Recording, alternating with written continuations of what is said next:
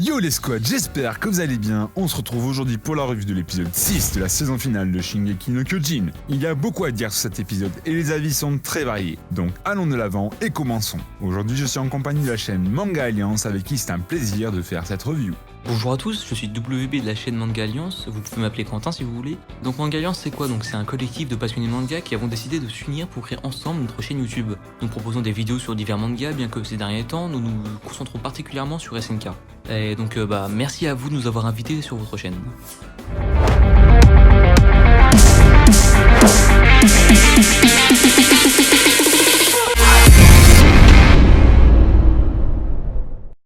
Cet épisode 65 s'intitule Le Titan Marteau et correspond aux chapitres 101 et 102 du manga. L'épisode commence par un rajout du studio, une scène que même les lecteurs du manga découvrent avec les animés en ligne. Nous retrouvons ainsi Willy Tybur auprès de sa famille, faisant ses adieux à ses enfants et à celle qui semblerait être sa femme. Cet ajout est très intéressant car il permet d'avoir de la compassion pour lui. À ce moment de l'histoire, nous étions bien loin de connaître qui il est réellement, car entre cette scène et son discours de l'épisode précédent, qui prônait un monde de paix, nous étions bien loin de connaître son vrai visage. Bon, même si à mes yeux Willy est une véritable ordure, on a tout de même de la compassion pour lui. C'est un humain avec une famille et j'avoue que la scène était assez touchante à mes yeux.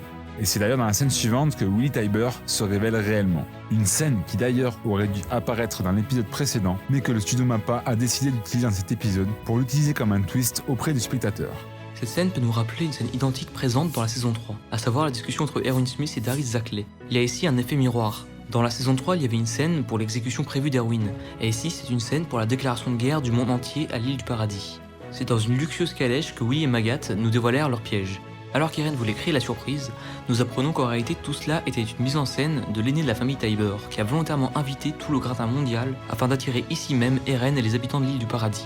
Une manière de penser similaire aux stratégies d'Erwin Smith, qui pour arriver à ses fins ne se sera jamais privé de sacrifier les membres de son propre bataillon. À l'issue de cette scène, nous comprenons ainsi que dans l'épisode précédent, Willy Tybur a usé ses talents d'orateur non pas pour reconnaître les fautes de ses ancêtres, mais plutôt pour pousser le monde à haïr toujours plus les Éliens de l'île du paradis, au vu de l'attaque qu'il prévoyait de recevoir. Et ce, malgré les risques de mourir ce soir. Il s'y est résigné, et il sait que de toute manière, il ne pourra y échapper. Toute cette mise en scène est l'unique chance pour lui de rallier le monde entier contre l'île du paradis. Cependant, les deux hommes finissent par reconnaître une chose. Les Eldiens sont l'engeance du démon certes, mais eux n'en sont pas moins démoniaques. Retour au présent, et alors que Willy Tybur suivait son plan à la lettre, il fut coupé par les cris et la transformation de l'assaillant qui surgit de nulle part. À vrai dire, je m'attendais à une nouvelle vision de l'attaque, mais du côté des spectateurs, et c'est sous les yeux des représentants du monde entier que Willy Tybur se fit dévorer, créant la stupeur et la frayeur de toutes les personnes présentes dans le camp. L'assaut des reines était alors lancé, et malgré que certains survivants tentent de prendre la fuite, la fureur de l'assaillant se fit ressentir et écrasa tout sur son passage. Là par contre, j'ai clairement été déçu, car dans le manga, la scène était 100 fois plus violente. Bien que cela doit être spectaculaire pour les animés en ligne, pour nous, lecteurs du manga, nous avons un sentiment mitigé face à cette scène. Entre le fait que graphiquement, c'est loin d'être du niveau des précédentes saisons, bien évidemment nous reconnaissons le travail de MAPPA et il est vrai qu'il est difficile de produire quelque chose de qualité en si peu de temps. Mais il y avait beaucoup d'attentes dans cet épisode. Mais en plus, la censure. Alors, il est vrai que la censure pose problème. Nous sommes bien loin du paysage sinistre que nous avons pu découvrir dans le manga. Par exemple, nous notons l'absence du sang qui coule à flot, des civils se faisant écraser vulgairement ou encore la mort de Zofia broyée par une pierre. Néanmoins, cette absence peut tout de même être justifiée par le fait que l'anime passe sur la chaîne principale au Japon, durant le prime time qui plus est, et qu'il y a donc une forte chance que des jeunes personnes tombent sur des scènes qui pourraient les effrayer. C'est un des points noirs de l'épisode avec la CGI, mais ça nous y reviendrons. Alors que les survivants tentent de fuir face à l'assaut des reines, on peut voir la crainte dans les yeux de Gabi, la qui nous lâche son meilleur visage de terreur, refusant d'abandonner ses amis. Cord et Gabi emmèneront Udo gravement blessé à l'hôpital. Pendant ce temps-là, Eren fait un véritable carnage, quand soudainement et à sa grande surprise, le titan marteau d'armes fait son apparition.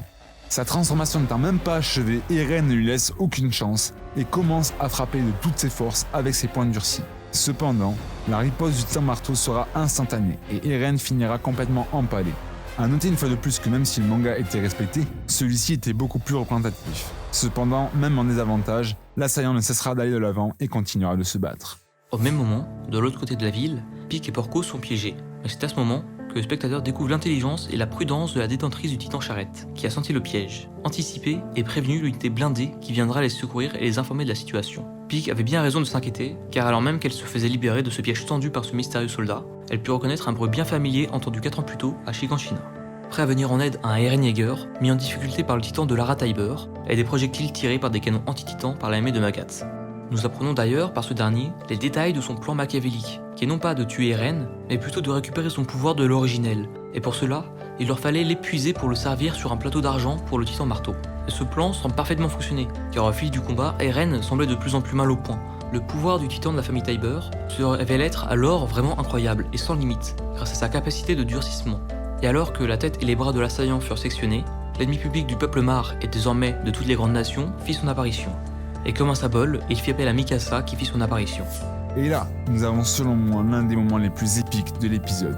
C'est à toi, Mikasa. Sur le thème du titan féminin, Mikasa surgit, armée de lances foudroyantes et s'élance à l'assaut du titan marteau d'âme.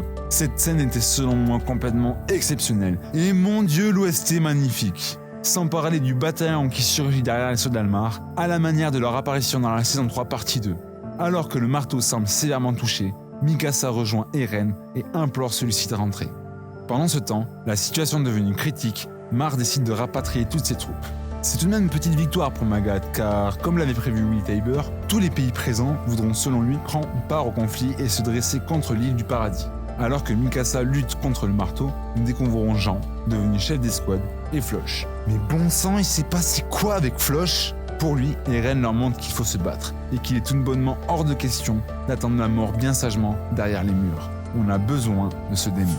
De son côté, Mikasa tente de faire comprendre à Eren la gravité de son acte et que désormais, il est impossible de faire machine arrière. Mais Eren ne semble pas s'en soucier, car pour lui ce qui compte, c'est de combattre les ennemis de son peuple. On remarquera alors un Eren plus mature que celui qu'on a vu grandir sur l'île de Paradis. Lui qui par le passé pouvait paraître insouciant, se montre aujourd'hui plus réfléchi et remarquera même, sans l'aide de personne, que le titan marteau cache un secret en plus du durcissement. Se servant de Mikasa pour occuper l'ennemi, Eren élabore un plan. En parallèle à cette scène, Gabi se révèle être le parfait miroir de ce qu'était Eren quelques années plus tôt. Son monde s'écroule, devenant spectatrice impuissante de la menace d'un titan. Son camp, qui a été pour elle comme une deuxième maison, devient le décor d'un monde apocalyptique. Vieillards, femmes et enfants se firent tuer sous ses yeux. Même chose pour ses amis Udo et Zovia. Mais alors que Gabi souhaitait prendre part au combat, des gardes tenteront de la raisonner. Encore une fois, la jeune Eldienne assistera à un véritable massacre. On reconnaîtra ainsi Sacha, arme en main, fixée du regard Gabi avant de finir par l'épargner. Visiblement choquée, l'aspirante guerrière est alors attisée par la haine et l'incompréhension. On peut reconnaître dans ses expressions du visage le même que celui d'Eren lors de la chute du mur de Maria. À ce moment-là, notre perspective du monde a changé. Nous qui comprenions la peine des soldats de l'île du paradis, éprouvons de la compassion pour la jeune soldate Gabi. Alors que le combat reprend, Mikasa tente le tout pour le tout en affrontant le marteau d'armes, qui vient tout juste de matérialiser une épée. Elle enchaînera une nouvelle attaque à la lance foudroyante, mais celle-ci semble inutile. C'est alors qu'Eren fait le lien et comprend le point faible du marteau. Il se souvient que le marteau s'est formé par les jambes et non par la nuque. Ainsi, il remarquera ce qui semble être un long câble partant du pied du marteau. Il fit la déduction que le marteau était sous le plancher de la scène et décida donc une nouvelle fois de se transformer. C'est alors que l'assaillant déterra un cocon de cristal et romput le lien entre le cristal et le câble, ce qui eut pour effet de faire chuter immédiatement le marteau d'armes. Je dois avouer que ce moment d'animation nous a quelque peu déçus. Et Eren, sur le point de dévorer le marteau, se fait surprendre par Porco Gaillard, détenteur du mâchoire, qui se jette alors sur lui. Gaillard semble sûr et certain de pouvoir s'emparer de l'originel. Et alors que tout semblait perdu pour Eren, c'est un autre Incarman qui répondra à son appel. Nous avons grandement apprécié la surprise du frère de Marcel, qui pour la première fois tombera nez à nez face à un homme qui ne le fuira pas et lui tiendra même tête. La menace de Levi et son aura qui semblait effrayer l'ennemi comme Sig 4 ans plus tôt. L'épisode se termine de la plus belle des manières avec un joli plan du bataillon d'exploration. Passons à l'offensive pour défendre Eren et éliminer le peuple qui jadis avait fait de leur monde un cauchemar. Pour ce qui est de mon avis général de cet épisode, je l'ai aimé, même si en tant que lecteur du manga j'avais d'autres attentes et espérances, notamment beaucoup plus de violence. Concernant la CGI, certaines scènes m'ont un petit peu dérangé mais l'épisode reste bon. J'ai de l'espoir pour la suite, même si les épisodes semblent baisser progressivement en qualité. Cependant, s'il vous plaît, soyez bienveillants envers le studio MAPPA et les animateurs. Ils font ce qu'ils peuvent dans des délais très courts, donc ne soyez pas trop durs avec eux. Respectez le travail des animateurs et du studio. Nous connaissons tous la passion que nous avons pour SNK, mais s'il vous plaît, soyez respectueux. C'est la fin de cette vidéo, j'espère très sincèrement qu'elle vous aura plu. Comme d'habitude, pensez à liker, à vous abonner et à partager votre avis en commentaire. Je remercie sincèrement la chaîne Manga Alliance d'avoir participé à cette vidéo. Et je vous invite également à vous abonner à leur contenu. Sur ce, je leur laisse le mot de la fin. Eh bien merci à vous de nous avoir invités, c'est toujours sympa de collaborer avec les potes sur YouTube.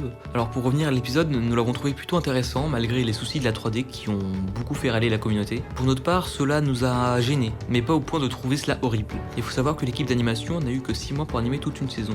Et quand l'on sait que dans cette saison les combats entre Eldien et Mar prendront une toute autre dimension, car il ne s'agit pas seulement d'animer un ou deux titans, mais plusieurs en même temps, comme nous avons pu le voir dans la preview. Donc je vous en prie, arrêtez d'harceler les équipes d'animation et profitez de l'œuvre, car ce n'est pas tous les jours qu'on nous pond un animé avec une telle profondeur dans l'histoire. Enfin voilà, nous espérons que vous avez apprécié cette vidéo, prenez soin de vous et peut-être à une prochaine. Et quoi qu'il arrive, restez fort, comme l'assaillant.